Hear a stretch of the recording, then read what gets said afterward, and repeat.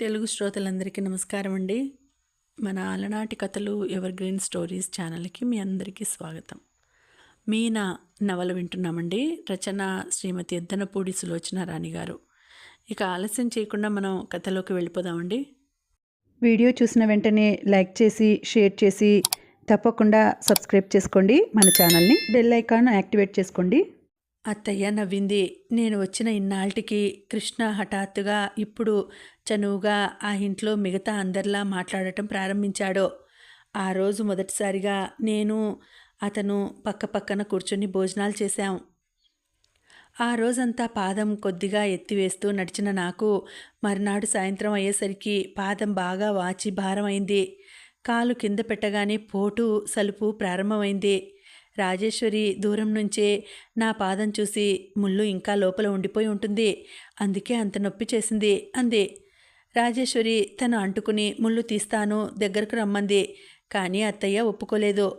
ఈ మాత్రం దానికి నువ్వు అంటుకోవాలా? ఇలా రమ్మను, నేనే చూస్తాను అంది. అత్తయ్య ఆదేశం ప్రకారం నేను దొడ్లో అరుగు మీద కూర్చున్నాను. అత్తయ్య ముక్కాలి పీట తెచ్చి నా ముందు వేసుకొని కూర్చొని ఏది చూడని అంటూ పాదం తీసుకుంది. ముళ్ళు ఉన్నట్టుంది అంటూ ఆవిడ పిన్నీస్ తీసుకుని వాచిన చోట గుచ్చగానే నేను కెవ్వుమన్నాను. ఆవిడ చేతుల్లో ఉంచి చటుక్కున నా కాలు లాగేసుకుని భయంగా చూస్తూ వద్దులే అత్తయ్య, ఉంటే ఉందిలే అన్నాను. ఏమిటి వదినా, మరీ చిన్నపిల్లలా చేస్తావు? అది తప్పకుండా తుమ్మముళ్ళు అయి ఉంటుంది.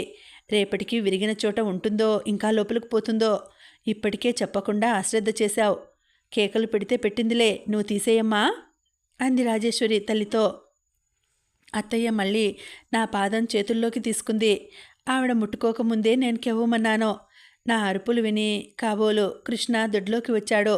అతను ఈరోజు మధ్యాహ్నం కూడా తోటకి వెళ్ళలేదు. ఎవరో ఆచార్యులుగారట.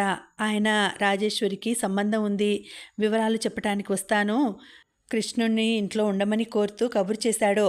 3 గంటల నుంచి ఆయన కోసం కృష్ణ అత్తయ్య ఎదురు చూస్తున్నారు. 3 దాటింది, 4 అయింది, 5 కూడా కావస్తుంది. మధుని పిలిచి ఆచార్యులు గారిని పిలుచుకురమ్మనమని కృష్ణ వీధి వాకిట్లో ఎదురు చూస్తున్నాడు. ఏమిటిది, ఏమైంది కాలికి? నేను పెడుతున్న కేకలకి కంగారు పడి పరిగెత్తుకు వచ్చిన వాడిలా గబగబా అడిగాడు. ఏం లేదురా, కాలిలో ముళ్ళు విరిగింది. అది ఏ ముల్లో ఏమో తీద్దామని చూస్తుంటే పాదం ముట్టుకోనివ్వడం లేదు అంది అత్తయ్య. ముల్లా ఎప్పుడు విరిగింది?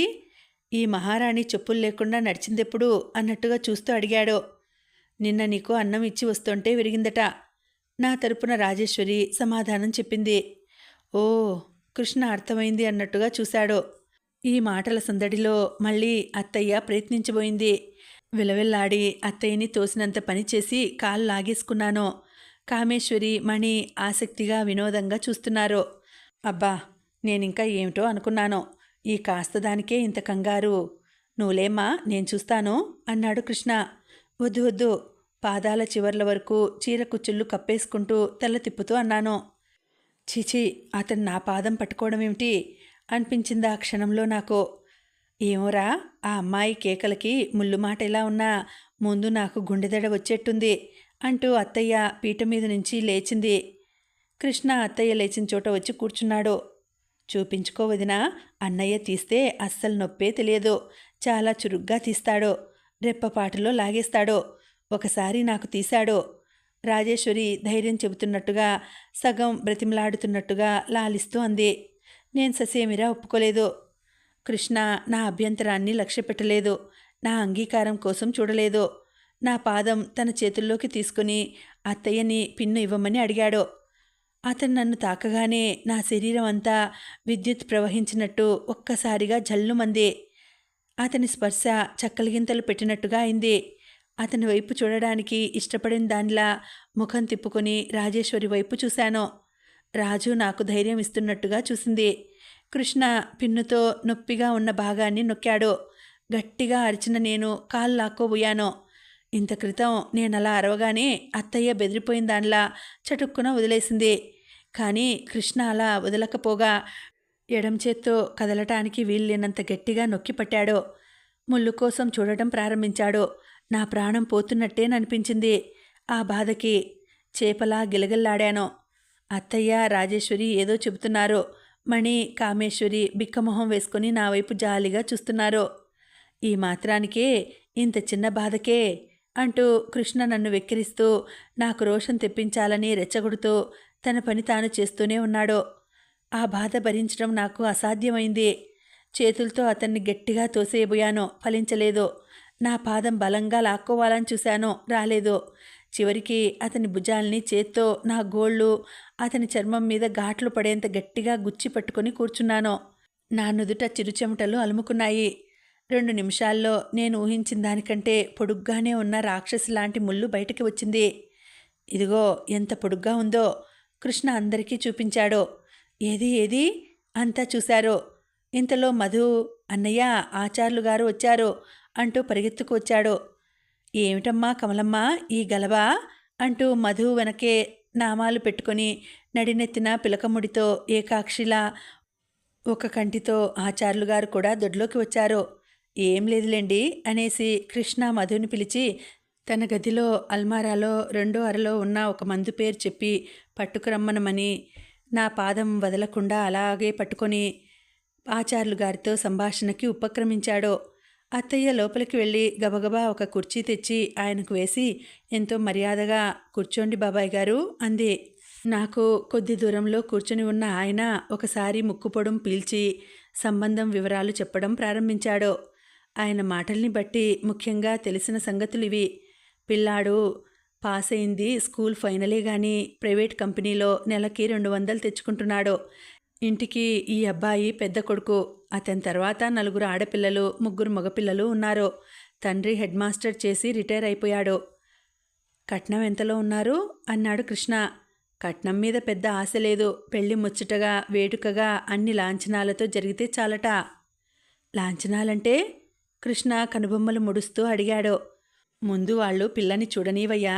పిల్ల నచ్చిందంటే తర్వాత అవన్నీ మాట్లాడుకుందాం. మనకి తెలిసిన వాళ్లే, పర్వాలేదు. పిల్ల వాళ్ళకి నచ్చుతుందనే నమ్మకంతోనే వాళ్ళకి చెప్పాను నేను. చూడటానికి ఎప్పుడు వస్తారు? మీకు అభ్యంతరం లేకపోతే ఎల్లుండి తిథి వారం అన్నీ బాగున్నాయి. నేను రేపు బందరు పని మీద పెడుతున్నాను. ఎల్లుండి నువ్వు తీసుకురమ్మంటే వెంట పెట్టుకొని తీసుకువస్తాను. మరోసారి ముక్కుపుడం పట్టిస్తూ అన్నాడాయన. కృష్ణ వెంటనే సమాధానం చెప్పలేదు. మధు తెచ్చిన తెల్లటి పౌడర్ లాంటి మందు నా కాలికి పెట్టి జాగ్రత్తగా కట్టుకట్టాడు. ముళ్ళు గుచ్చుకున్న చోట దాన్ని తీస్తుంటే కొద్దిగా చీము, రక్తం వచ్చినాయి. నా కాలికి కట్టు కడుతున్నప్పుడు అతని చేతివేళ్లని నేను పరీక్షగా చూశాను.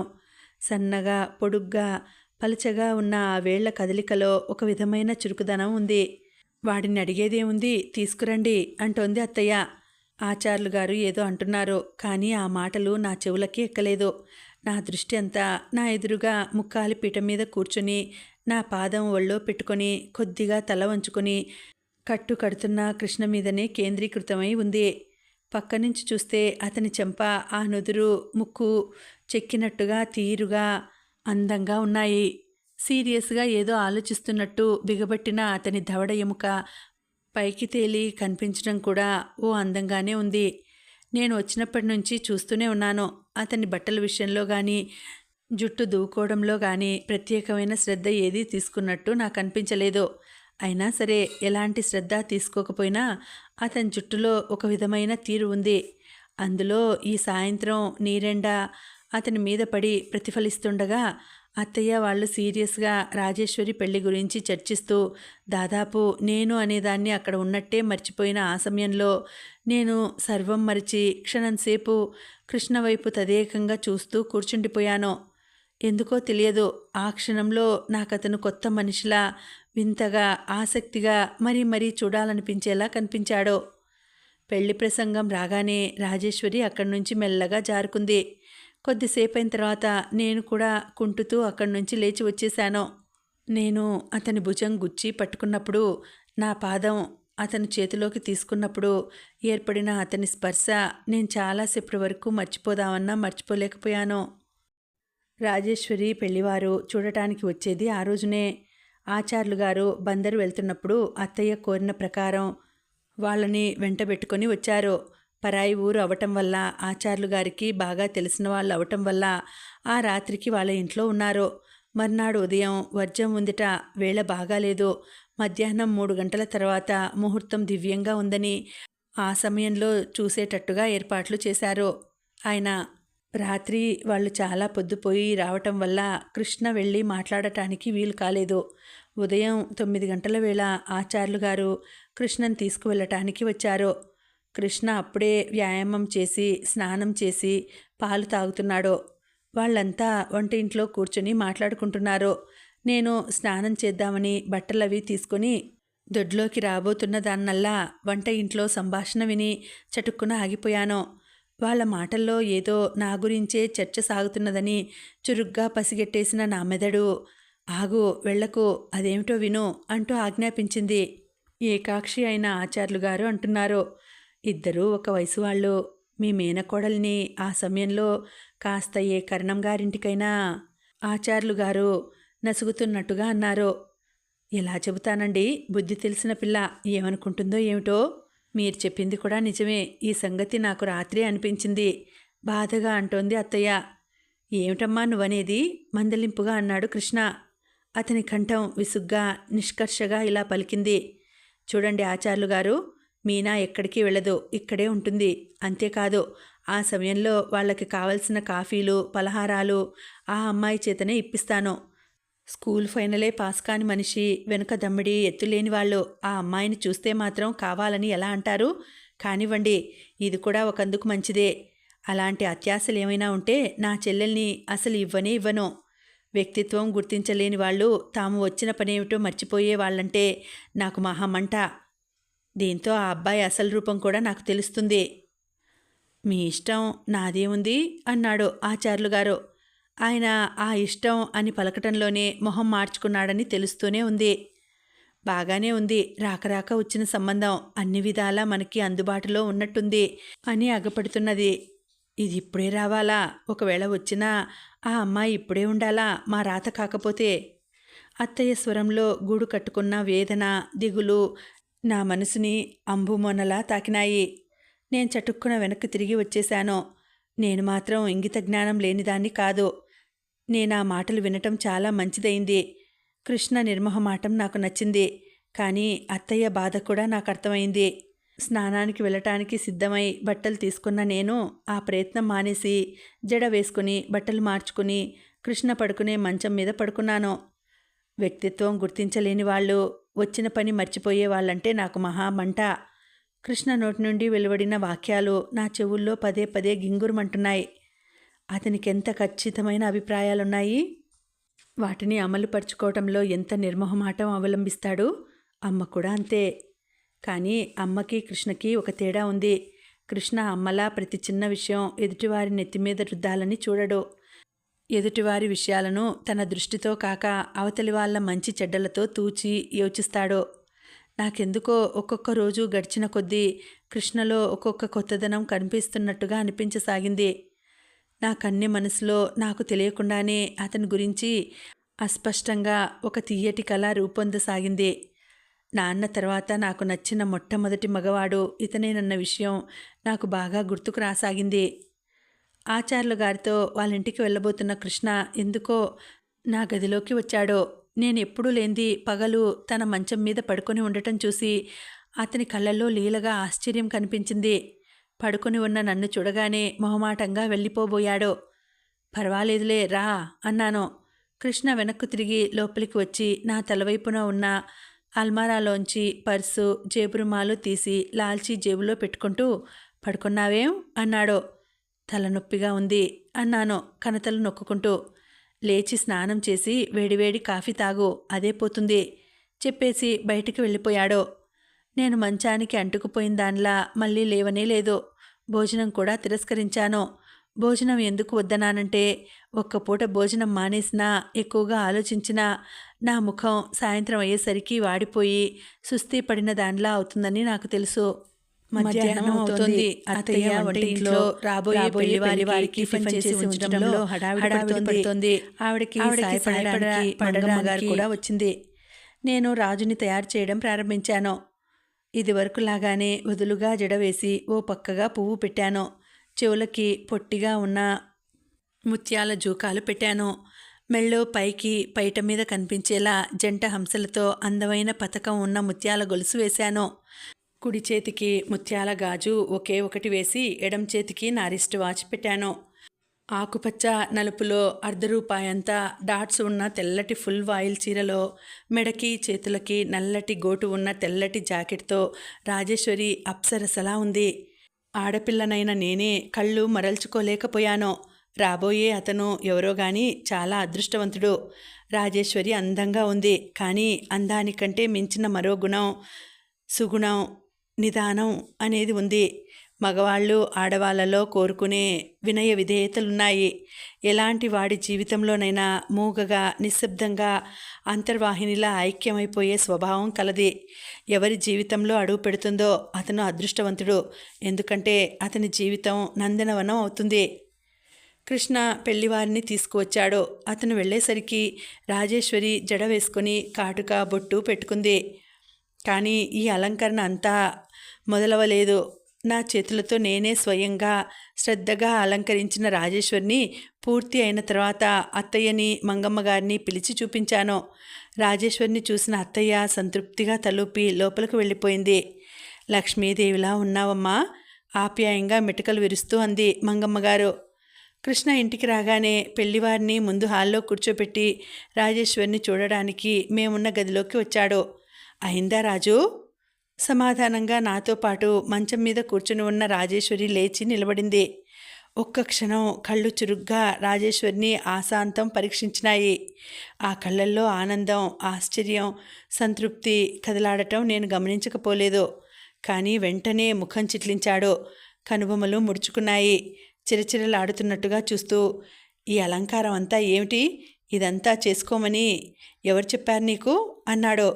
నేను తెల్లబోయాను. రాజేశ్వరి పిడుగుపడిన దానిలా చూసింది. తీ ఆ లోలాకులు, గాజులు, గొలుసు అన్నీ తీసేయి, ఆ చీర కూడా విప్పు అన్నాడు.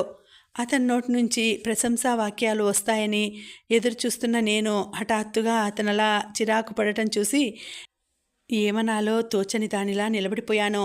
ఇంతలో అత్తయ్య గదిలోకి వచ్చింది. ఆవిడ వెంట మంగమ్మగారు కూడా వచ్చింది. కృష్ణ గిరుక్కున అత్తయ్య వైపు తిరిగి కోపంగా అన్నాడు. ఏమిటమ్మా ఇదంతా? నువ్వు చేశావా? ఇంత చిన్న విషయం కూడా నేను మీకు చెప్పాలన్నమాట. ఎలా దాన్ని తయారు చేయాలో కూడా తెలియదా నీకు? అత్తయ్య తెల్లబోయిన దానిలా మాట్లాడలేదు. కానీ మంగమ్మగారు ఊరుకోలేదు. ఆవిడ అందుకుంది. అమ్మాయికి ఏమైందిరా? అచ్చు లక్ష్మీదేవిలా ఉంటే. ఉంటుంది. కానీ కట్నం ఇవ్వలేమని బేరాలాడుతున్న మనం పిల్లని ఇన్ని నగలతో చూపిస్తే ఎంతైనా బాగుంటుంది. అసలైనా ఇంత అలంకారం దేనికి? ఇదేమైనా బ్యూటీ కాంటెస్టా? పిల్ల ఇంట్లో ఎలా ఉంటుందో అలా చూపాలి గాని. రాజు, ఎవరికో మతిలేదనుకో, నీకెలా లేకపోయిందే అంటూ గబగబా పిల్లలందరూ బట్టలు పెట్టుకునే పెట్టె దగ్గరికి వెళ్ళి దాన్ని తెరిచి అందులో రాజుకున్న ఒకే ఒక మంచిది తెలుపు చీర, చిన్న చిన్న పూలున్న చీర తీసి మంచం మీద గిరాటేస్తూ 2 నిమిషాల్లో తయారవ్వాలి. ఆ నగలన్నీ తీసేయి. చేతులకి నీ ఎర్ర మట్టి గాజులు వేసుకో. నేను మళ్ళీ ఈ గదిలోకి వచ్చేసరికి నువ్వు సిద్ధంగా ఉండాలి అని ఆజ్ఞాపించి, రామ్మా, ఈ లోపల వాళ్ళకి కాఫీ పలహారాలు ఇచ్చేద్దాం అన్నాడు. అత్తయ్య, మంగమ్మగారు కృష్ణ వెనక వెళ్ళిపోయారు. నేను రాజేశ్వరి వైపు చూశాను. రాజేశ్వరి ఏడుపు ఆపుకుంటున్నట్టుగా క్రింద పెదవి పళ్లతో నొక్కిపట్టి గబగబా గొలుసు, గాజులు అన్నీ తీసేసింది. చకచక ఎర్ర రంగు మట్టి గాజులు, 4 గాజులు 2 చేతులకి వేసుకుంది. నేను కట్టిన చీర శాటిన్ లంగా విప్పి తన లంగా మీద కృష్ణ పడేసిన చీర కట్టేసుకుంది. జడలో గులాబీ కూడా పీకి మంచం మీద పడేసింది. టైం లేకపోయింది. లేకపోతే జడ విప్పి బిగువుగా వేసుకునేదేమో. ఓడిపోయినట్టున్న నాకు ఈ అవమానం రాజేశ్వరిదా, నాదా అనిపించసాగింది.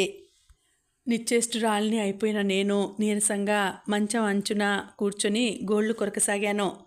బయట గదిలో కృష్ణ పెళ్లివారిని మంచినీళ్ళు కావాలా, ఇంకో 2 పకోడీలు తీసుకోండి అంటూ ఎంత నమ్రతగా, మర్యాదగా ఉట్టిపడుతున్న కంఠంతో బలవంతం చేస్తున్నాడో. క్షణం క్రితం కోపంతో కంగుమని ఎదుటి వాళ్ళని మూఢుల్ని చేసిన కంఠానికి ఇప్పుడు ఈ స్వరానికి పోలికే లేదు. కృష్ణ సంగతి తెలియని వాళ్ళంతా మొదట నేను అనుకున్నట్టే ఎంత మెత్తటి మనిషో అని అపోహపడే అవకాశం ఉంది. 5 నిమిషాల్లో కృష్ణ చెప్పి వెళ్ళినట్టుగా మళ్ళీ గదిలోకి వచ్చాడు. రాజేశ్వరి భయం భయంగా అతని వైపు చూసింది. ఈసారి కృష్ణ కళ్ళు సంతృప్తిగా చూసినాయి. దగ్గరగా వచ్చి రాజేశ్వరి ముఖం పట్టి పైకెత్తి, ఏది ఇలా చూడు, ఉండు, ఈ చివర కంటికి కాటుక ఎక్కువ కొస వచ్చేసింది అంటూ తన జేబు రుమాలు తీసి తుడిచాడు. పౌడర్ అడిగి తీసుకుని తనే ఆ కాటుక కనిపించకుండా సరిదిద్దాడు. తర్వాత హఠాత్తుగా నవ్వుతూ రాజేశ్వరి నెత్తిమీద చిన్నగా ముట్టి, ఏం భయం లేదు, మరీ బిగుసుకుపోయినట్లు కూర్చోకు, వాళ్ళు నిన్ను తినటానికి కానీ ఎత్తుకుపోవటానికి కానీ రాలేదు. ఏదైనా అడిగితే బెదిరిపోయి తడబడ్డావంటే నీకు నత్తి ఉందని నచ్చలేదంటారో. చక్కగా సమాధానం చెప్పు. నీకేదైనా భయం వేస్తే నా వైపు కానీ అమ్మ వైపు కానీ చూడు, తెలిసిందా అన్నాడు. రాజేశ్వరి ఎర్రబడిన ముఖాన్ని దించుకొని అలాగే నన్నట్టు తలూపింది. కృష్ణ హఠాత్తుగా నా వైపు తిరిగి, ఇదేమిటి, నువ్వు జడైనా వేసుకోకుండా ఇలా కూర్చున్నావు అన్నాడు. నాకు తలనొప్పి పోలేదు అన్నాను కోపంగా. కృష్ణ రాజేశ్వరిని వెంట తీసుకొని వెళ్ళిపోయాడు. ఆ రోజు ప్రత్యేకంగా పెళ్లివారు వస్తున్నారని, మరుగు ఉండదని ముందు గదికి ఈ గదికి ఎవరినో అడిగి పరదా ఒకటి తెచ్చి కట్టారు. అది ఎప్పటిదో, ఏ ఇక్ష్వాకుల నాటిదో గుడ్డ, పాతబడి చిరగటానికి సిద్ధంగా ఉంది. కుడివైపున ఒకచోట ఎలుక కొట్టేసింది. పరదా నిండా ముదురు రంగు పువ్వులుండడం వల్ల పరీక్షగా చూస్తే తప్ప అక్కడ చిరుగు ఉన్నట్టు కనిపించడం లేదు. రాజేశ్వరి వెళ్ళిపోయిన తర్వాత నేను ఆ పరదా దగ్గరికి వచ్చి ఆ కన్నంలోంచి చూడసాగాను. పరదా చాలా పొడవుగా ఉండటం వలన నేల మీదకి ఆనుకొని వేలాడుతోంది. కాబట్టి నేను కానీ నా పాదాలు కానీ వాళ్ళకి కనిపిస్తాయనే భయం ఏమీ లేదు. ముందు గదిలో మామూలుగా పట్టె మంచం వేసి ఉండే చోట అది తీసేసి 3 కొయ్య కుర్చీలు వేశారు. ఆ కుర్చీల పక్కన ఇంకో చిన్న స్టూల్ ఉంది. వాటికెదురుగా గది మధ్యగా ఓ చాప వేసి ఉంచారు. ఆ చాప మీద రాజేశ్వరి కాక ఇంకో వయసు మళ్ళినావిడ, మరో 3 ఆడపిల్లలు కూర్చుని ఉన్నారు. కుర్చీల్లో 3 తలుపు దగ్గరగా రాజేశ్వరి ఎదురుగా పెళ్ళికొడుకు కాబోలు, ఓ 25 ఏళ్ళు పడిచివాడు. అతని ప్రక్కన అతని పోలికలు స్పష్టంగా కనిపిస్తున్న ముసలాయన. ఆయన తర్వాత ఆచార్యులు గారు కూర్చుని ఉన్నారు. కృష్ణ గోడవారుగా ఓ ప్రక్క నిలబడి ఉన్నాడు. అతనిలో ఓ విధమైన హుందాతనంతో పాటు బాగా పెద్ద మనిషి తరహాగా కూడా కనిపిస్తోంది. ఆడవాళ్లు రాజేశ్వరిని మ్యూజియంలో కూర్చోబెట్టిన బొమ్మను చూసినట్టు పరీక్షగా చూస్తున్నారు. నేను పెళ్ళికొడుకుని పరీక్షగా నకసిక పర్యంతం విమర్శగా దీక్షగా రెప్పవాల్చకుండా చూడసాగాను. ఒక్క మాటలో చెప్పాలంటే అతను జూలో జంతువులా విచిత్రంగా వినోదంగా ఉన్నాడు. శరీర ఛాయ చామన ఛాయకి ఒక రంగు తక్కువే. కనుబొమ్మలు ఒత్తుగా పొదల్లా ఉన్నాయి. ముక్కు దృఢంగా పొడుగ్గా మొహానికి మించి ఉండటంతో ముఖం వైపు చూడగానే ఒక ముక్కే కనిపిస్తోంది. కళ్ళు చిన్నవిగా ఉన్నాయి. పెదవులు బండలా మోటుగా సిగరెట్ కాల్చే అలవాటున్నట్లుగా నల్లగా లోపల ఎర్రగా ఉన్నాయి. పక్క పాపిడి తీసుకొని వ్యాస్లైన్ బాగా రాచుకొని అణచినట్లు దువ్విన ఆ జట్టు దట్టమైన వంకీలతో ఒక పక్క కొండల మరో పక్క మామూలుగా ఉంది. నల్లటి టైట్ ప్యాంట్ వేసుకున్నాడు. చారల బుష్ షర్టు ఛాతీ మీద 2 గుండీలు వదిలేసి ధరించాడు. కాళ్ళకి వేసుకున్న ఫుల్ బూట్ మేజోళ్ళు కొత్తవి కాబోలు అందరికీ కనిపించేలా కాలు మీద కాలేసుకొని కూర్చున్నాడు. అతను కూర్చున్న తీరే నచ్చలేదు నాకు. మగవాళ్ళలో గల మగసిరి హుందాతనం అసలు వాళ్ళు కూర్చోవడంలోనూ మాట్లాడటంలోనే కనిపిస్తుందని నా నమ్మకం. అతనిని చూడగానే మార్చుకుని చురచురా చూసి గిరుక్కున లేచి లోపలికి రాకుండా ఓపికగా అక్కడే కూర్చున్న రాజేశ్వరి సహనానికి నేను అచ్చెరు పొందాను. రాజేశ్వరి చుట్టూ కూర్చున్న ఆడవాళ్ళు దాన్ని ప్రశ్నలతో చంపేస్తున్నారు. వంట వచ్చిన అమ్మాయి, వయసు మళ్ళిన ఆవిడ అడిగింది. రాజేశ్వరి తల ఎత్తకుండానే వచ్చినన్నట్టు తలూపింది. గుమ్మం వద్ద నిలబడి ఉన్న మంగమ్మగారు అందుకుంది. అబ్బో, వంట మాటే అడిగారు. మా అమ్మాయి ములక్కాడ వేసి సాంబారు చేసినా, దాని చేత్తో గుత్తి వంకాయ కూర తిన్నా అమృతం తిన్నట్టే ఉంటుంది. అలాగా, వంటకేముందిలేండి, ఆడపిల్లలన్న తర్వాత అందరికీ వస్తుంది. కుట్లు అల్లికలు లాంటివేమైనా? ఈసారి ప్రశ్న అడగడం తన ఛాన్సు అన్నట్టు టక్కున అడిగింది. 3లో ముదురు రంగు ఎరుపు చీర కట్టుకున్న ఒక అమ్మాయి. రాజేశ్వరి మాట్లాడలేదు. మంగమ్మగారే మళ్ళీ అందుకుంది. కుట్టు మాట చెప్పారు, దానికి రాని కుట్టే లేదు. ఏ పుస్తకం చూసినా ఇట్టే నేర్చుకుంటుంది. ఊళ్ళో ఆడపిల్లలంతా మధ్యాహ్నం దాని చుట్టూ చేరి క్షణం ఊపిరాడనివ్వరు. కుట్టినవేమైనా ఉన్నాయా? బోలెడన్నీ మీకు చూసే ఓపికండాలి గాని మంగమ్మగారు లోపలికి వెళ్ళి అత్తయ్యని అడిగి మరి 2-3 తెచ్చింది. వాళ్ళు వాటిని పరీక్షగా చూసి పక్కన పెట్టేశారు. పాటలేమైనా వచ్చా? మా అన్నయ్యకి పాటలంటే ఇష్టం. కీచుగొంతుతో ఉన్న ఒక అమ్మాయి హుషారుగా ముందుకు వంగి అడిగింది. పెళ్ళికొడుకు ముసిముసి నవ్వులు నవ్వాడు. రాజేశ్వరి రావన్నట్టు తలూపింది. మంగమ్మగారు గయ్యమన్నట్టు కసిరింది. రావంటావేమే? ఇప్పుడు సిగ్గుపడితే ఇంకెప్పుడు నువ్వు పాడేది? పాడు ఒకటి అని వాళ్లతో చక్కగా పాడుతుంది. సంగీతం చెప్పించలేదు కానీ అపర సరస్వతి అంటే నమ్మండి. సినిమా పాటలేమైనా పాడించండి అన్నాడు పెళ్ళికొడుకు. రాజేశ్వరి మంగమ్మగారి బలవంతం మీద అత్తయ్య చెప్పగా చివరికి కృష్ణ కూడా పాడమ్మా ఏదన్నా ఒకటి అనగా చివరికి రేడియోలో తరచుగా వినిపించే కృష్ణశాస్త్రి గారి భావగీతం ఒకటి పాడింది. నేను అసహనంగా నుదురు కొట్టుకున్నాను. కర్మ, ఎందుకే పిచ్చిమొహందానా ఇంకా అక్కడ కూర్చొని పాట పాడతావు లేచిరాక? వాళ్ళ మొహానికి నీ పాట వినే అర్హత కూడా లేదు అనుకున్నా. రాజేశ్వరి కంఠం తీగలా సున్నితంగా సుకుమారంగా అలలు అలలుగా గాన మాధుర్యాన్ని రుచి చూపిస్తుంటే సర్వం మరిచి దానివైపు చూడాల్సిన పెళ్ళికొడుకు తలెత్తి పైకప్పుకేసి గుమ్మాలకేసి పరీక్షగా చూడసాగాడు. పాట అయిపోయింది. నువ్వేదైనా మాట్లాడవయ్యా అన్నాడు ఆచార్యులు గారు. జంతువు లాంటి పెళ్ళికొడుకు కాళ్ళు నేలకు తన్నిపెట్టి కుర్చీలో వెనక్కు వాలి ఛాతీని ఉబ్బించి కూర్చొని నీ పేరేమిటి అన్నాడు. రాజేశ్వరి తల ఎత్తకుండానే అంది రాజేశ్వరి. ఇంతలో ఆచార్యులు గారు కృష్ణని దగ్గరికి పిలిచి చెవిలో ఏదో అడిగారు. కృష్ణ నేనున్న గదివైపు రావటం చూసిన నేను చటుక్కున పారిపోయి వచ్చి మంచం మీద పడుకొని తలనొప్పి భరించలేని దానిలా వేళ్లతో కణతలు నొక్కుకోసాగాను. లోపలికి వచ్చిన కృష్ణ నా తలవైపున ఉన్న అల్మారా దగ్గరికి వెళ్ళి చేతిలో ఉన్న స్టీల్ బర్నెలో ఇంకొంచెం ఒక్కపడి వేసుకుని వెళ్ళిపోయాడు. నేను మళ్ళీ పరదా దగ్గరకు వెళ్ళలేదు. పెళ్లి చూపులు అయిపోయినాయి కాబోలు. ఆచార్యులు గారు మంగమ్మగారు అమ్మాయిని లోపలికి తీసుకువెళ్ళండి అన్నారు. వాళ్ళంతా రాజేశ్వరితో వంట ఇంట్లోకి వెళ్ళినట్టున్నారు. అక్కడి నుంచి మంగమ్మగారి కంఠం కంగుమని వినిపిస్తోంది. చూశారా, ఇవన్నీ ఈ మొక్కలన్నీ అమ్మాయి పెట్టినవే. దానికి రాని పని లేదనుకోండి. కృష్ణ జాగ్రత్తగా శ్రద్ధగా పెంచిన మొక్కలని రాజేశ్వరి పనితనం అన్నట్టు చూపుతున్న ఆవిడ మాటలకి నేను నవ్వుకున్నాను. పెళ్ళికి ముందే ఇవన్నీ నేర్చుకుని ఉండాలా? పెళ్ళైన తర్వాత నేర్చుకోకూడదా? వీళ్ళ ప్రశ్నలు సమాధానాలు చాలా గమ్మత్తుగా ఉన్నాయి. వచ్చిన వాళ్ళు వెళ్ళిపోతున్నట్టున్నారు. నమస్కార ప్రతి నమస్కారాలు జరుగుతున్నాయి. ఆచార్యులు గారు తనకి తొందర పని ఉన్నందువల్ల వాళ్ళతో రోడ్డు వరకు రాలేనందుకు నొచ్చుకుంటూ క్షమార్పణ కోరుకుంటున్నాడు. లేదులేండి, అబ్బాయి వస్తున్నాడుగా అంటున్నారు వాళ్ళు. తమన్ని ఎల్లుండి నేను బందరు వచ్చినప్పుడు కలుస్తాను. అలాగే అంగీకరించారు వాళ్ళు. వెళ్ళొస్తామండి ఆడవాళ్ళు ఒక్కొక్కరే చెబుతున్నారు. నాకెలాగో ఉంది. సారథితో నాకు ఒక రకంగా పెళ్లి చూపులు జరిగాయి, కానీ దానికి దీనికి పోలిక లేదు. అమ్మ ఆ రోజు నా ప్రాణం తీసి నన్ను బొమ్మలా అలంకరించింది. ఇక్కడ కృష్ణ రాజేశ్వరిని ఎలాంటి అలంకరణ లేకుండా ఇంట్లో మామూలుగా ఎలా ఉంటుందో అలా చూపించాడు. సారథికి నేను నచ్చాను నిజమే, కానీ ఇప్పుడు అనిపిస్తోంది సారథికి నచ్చింది నేనా లేక అమ్మ నాకు చేసిన అలంకరణ? కళ్ళు మూసుకొని పరధ్యానంగా ఆలోచిస్తున్న నాకు గదిలోకి ఎవరో వచ్చినట్టు అలికిడవడంతో కళ్ళు తెరిచి చూశాను.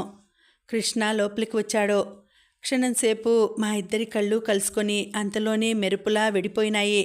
నేను మళ్ళీ కళ్ళు మూసుకున్నాను. ఉదయం నుంచి భోజనం లేని నాకు ఆ క్షణంలో నిజంగానే అలసట అనిపించింది. అల్మారా దగ్గరికి వెళ్ళి ఏదో తీసుకున్న కృష్ణ వెళ్ళబోతూ నా మంచం దగ్గర ఆగి మీనా అని పిలిచాడు. నేను పలకలేదు. తలనొప్పి తగ్గలేదా? తగ్గలేదన్నట్టుగా తల తిప్పాను.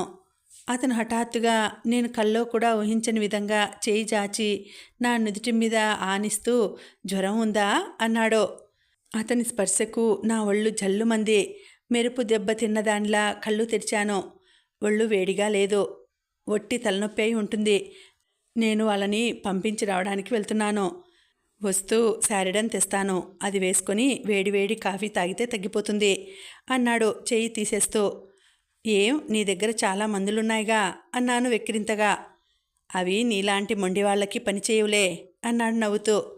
క్షణంసేపు నేను నవ్వుతున్న అతని వైపే అలాగే చూస్తుండిపోయాను. అతనికి కూడా ఏమైందో ఏమో రెప్ప వాల్చకుండా నా ముఖంలోకి చూడసాగాడు. తర్వాత అంతలో తనని తాను సర్దుకున్నవాడిలా, అనవసరంగా భోజనం మానేశావు, చూడు ముఖం ఎలా వాడిపోయిందో, అమ్మతో చెప్పి వెళ్తాను, త్వరగా వంట చేస్తుంది, భోజనం చేసేయి. శారడాన్ అంతగా అయితే పడుకోబోయేటప్పుడు వేసుకుందు గాని లే అని నా నుంచి ఇంకెలాంటి మాటలు వినటానికి ఇష్టపడని వాడిలా చటుక్కున వెనక్కి తిరిగి అక్కడి నుంచి బయటకు వెళ్ళిపోయాడు. నేను చాలాసేపు అతను వెళ్ళిపోయిన ఆ గుమ్మం వైపే చూస్తూ ఉండిపోయాను. అదేమిటో నా మనసంతా తీయగా, భరించలేనంత చేదుగా, కోపంగా, సంతోషంగా, చిత్ర విచిత్రంగా ఉండిపోయింది చాలాసేపు. ఇంకా ఉందండి, కథ కొనసాగుతుంది. మళ్ళీ వచ్చే వీడియోలో తర్వాతి భాగం వినేద్దామండి. అంతవరకు సెలవు. నమస్తే.